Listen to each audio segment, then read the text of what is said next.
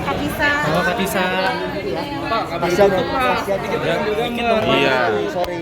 Oh ya kak, udah dulu ya. Kita lagi dulu ya kak. Hari pernikahan Kak Al, Katisa. Ya, mohon doanya semoga pernikahan kakak Al Kak Lisa lancar, gak ada kendala, cuaca bagus, badan Jalan ya. diberikan kesehatan, terus semua keluarga diberikan kesehatan semuanya, amin. Tadi acara ini Siramannya gimana, Kak? Siraman tadi gimana, Kak? Oh, aku kebetulan nggak bisa datang karena aku ada kerjaan nih lagi promo film. Masuk. Terus besok juga tahlilan juga nggak bisa datang karena aku lagi syuting agak lain 2. Oh, Ini gimana Kak? Datang pas persiapan baju gimana, Kak? Udah? Gimana, Kak Tisa? aku datang, udah beli baju ya. Oke, makasih, Kak. Bajunya kembaran Kak? Ya, makasih. Bisa, tapi bajunya kembaran bisa. Nice. Syuting nggak relate tapi pas syuting relate gitu. Sebenarnya itu bercandaan kita aja. Kita tuh suka ngebully dia karena dia tuh gampang banget dibully. Bullyable. Bullyable. Karena kan aku juga di dunia lawak kan, jadi mereka tuh kayak ya udah bercanda aja itu mah, Iya. gitu. Tapi makna move on ya, semua manusia di hidup ini harus move on dengan apapun masalah yang dia punya, bukan hanya tentang percintaan, mungkin tentang bersama keluarga, bersama sahabat. Move on kan untuk bikin hati kita belajar untuk bisa bikin kita ikhlas, tenang, dan bisa lebih menjalani hidup ke depannya. Ini kan menjadi impian lu nih yang main film perdana yang Oh nanti. enggak pernah. Nah itu bagaimana nih akhirnya terus berjalan lu dalam karir perfilman. Jujur ini kan lumayan lebih ke banyak dramanya ya dibanding komedinya.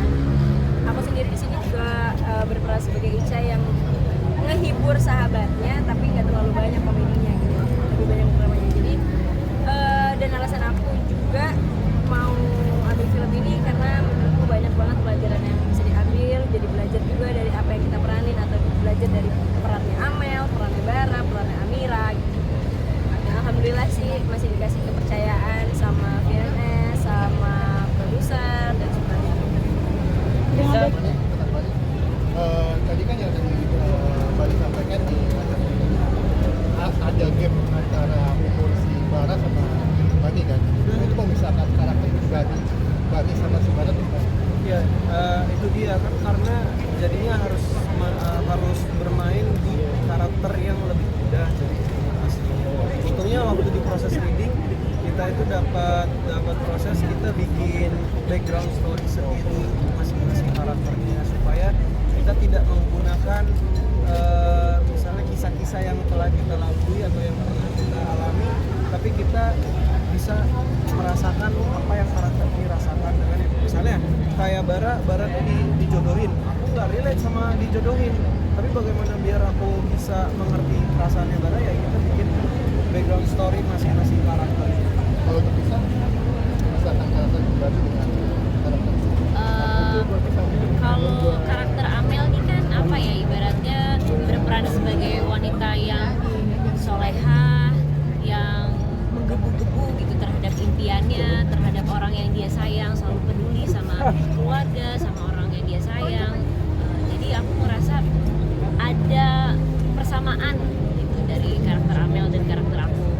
Karena aku juga sayang juga sama keluarga, sayang juga sama orang-orang terdekat gitu. Jadi sebenarnya nggak terlalu susah gitu untuk memerankan karakter Amel, cuman memang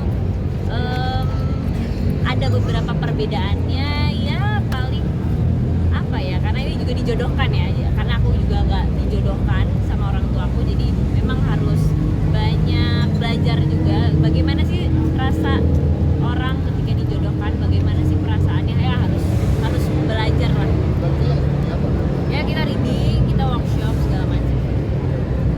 Bisa kembali dapat peran berkerudung, mungkin ini kayak sebagai sebuah tanda sudah harus disegerakan atau seperti apa gitu. Benar, ini kayaknya udah tanda nih, harus segerakan hijab. Doain ya. Kak Armani kan ini usianya jadi lebih muda, jadi ngeliat kalau kamu waktu muda juga nggak sih? Iya, jujur ya, cuman belum pernah nih dapat yang karakternya seperti Bara yang soft spoken dan juga dia mandiri, karena dia itu hidup sendiri, cuman tinggal anak sendiri, dan dia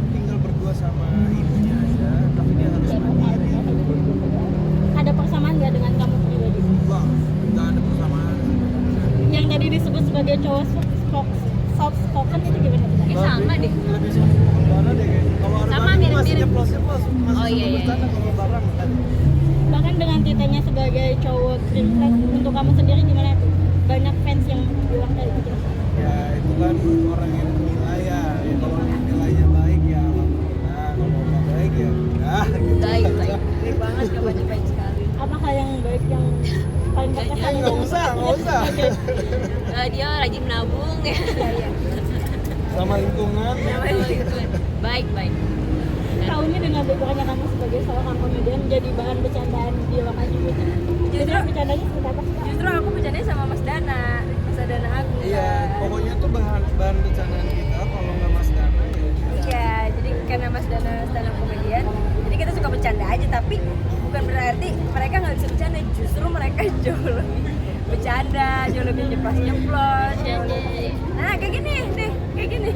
Soalnya kan kalau bercandaan kan bukan kerjaan kita, kalau bercanda jadi kerjaan kan. Oh, nah iya makasih ya, makasih ya. Berarti sebegitu berpengaruhnya ya dengan berperan sebagai seorang komedian di awal terus sekarang jadi pemain film. Oh iya, sebenarnya apa ya? Ya rezeki aja lah, masih ya balik lagi pokoknya masih dikasih percaya untuk bisa menjadi menjadi seorang Ica juga. Ica orangnya nggak yang ceplos-ceplos kayak gini, masih banyak remnya gitu, masih mikirin perasaan orangnya gitu. Jadi susah sulit, tapi untungnya ada pemain-pemain lain yang lebih motivasi aku.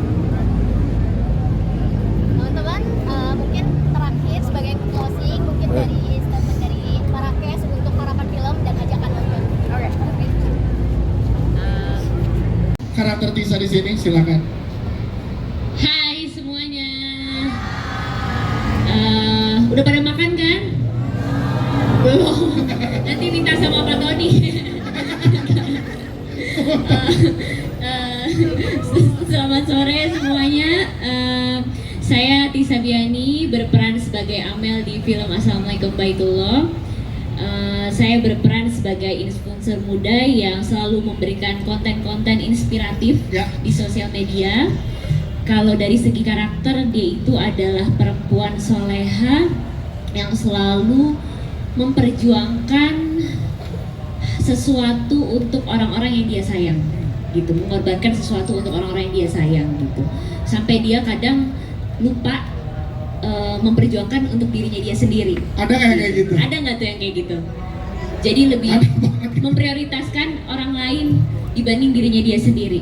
Tapi dia melakukan itu semua dengan hati yang ikhlas, hati yang pasrah kepada Allah, sampai dia menemukan perjalanan cinta yang menurut dia tuh sangat-sangat memorable banget dan harus diperjuangkan juga. Siapakah perjalanan cinta Amel? Nanti nonton 17 Juli. Nah, masih dirasakan. Tapi pengen tahu, Tisa gimana? Berapa lama untuk kamu masuk ke dalam karakternya Amel di sini untuk nge-build karakternya? Kita yang pastinya ada reading dulu, Ya. seperti syuting pada umumnya kita ada workshop segala macam. Yang paling PR mungkin karena di sini aku kembali memerankan wanita muslimah lagi. Yes. Jadi aku harus memberikan gestur-gestur yang berbeda, karakter yang berbeda lagi, dan juga cara berbicara yang beda gitu, agar karakter Amel tuh bisa memberikan kesan yang menurutku bisa diingat terus gitu di mata penonton di kemudian hari gitu. Karena Amel ini menurutku karakter yang sedih banget ya. Aku juga waktu pada saat dubbing filmnya, aku jarang loh dubbing film acting nangis sampai mengeluarkan air mata beneran. Tapi pada saat di Assalamualaikum Baitullah aku beneran nangis gak berhenti sampai tisu tuh nggak tahu tuh, tanya Bu sutradaranya Bu Hadra tuh, aku bener-bener ibaratnya kayak ngeluarin tisu tuh sampai Ngalir lagi gitu, air mata terus gitu gitu ya. ya untuk karakter Amel gitu. Wow. Karena sedih banget karakternya di sini. Dan jadi makin penasaran sama karakter Amel. Tepuk tangan untuk Tisa Biani, teman-teman. Thank you Tisa ceritanya. Kita geser ke Arbani. Arbani, dimana kita tahu